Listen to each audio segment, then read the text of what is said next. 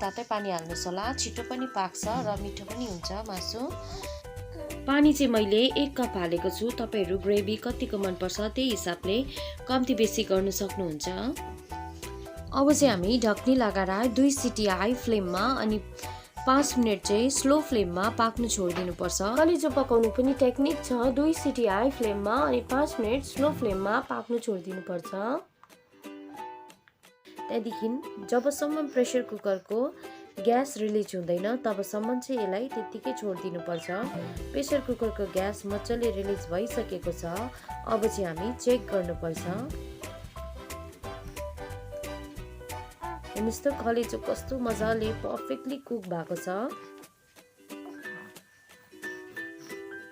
हाम्रो कलेजो चाहिँ मजाले पाकेर रेडी भइसकेको छ।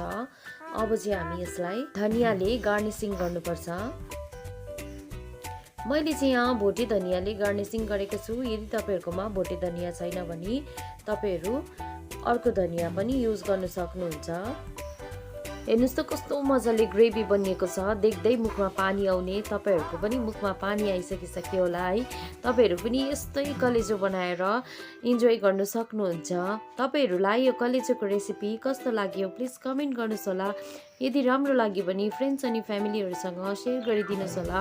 जसले रेखाको किचनलाई सब्स्क्राइब गर्नु भएको छैन प्लिज सब्स्क्राइब पनि गरिदिनुस् होला। अनि जसले नयाँ मेरो सब्स्क्राइबर मेरो फ्यामिलीहरु मसँग जोड्नु भएको छ उहाँहरुलाई धेरै धेरै धन्यवाद। त्यस्तो मिठो मिठो रेसिपी तपाईहरुसँग लिएर आउने नै छु। तबसम्मको लागि बाइ बाइ। टेक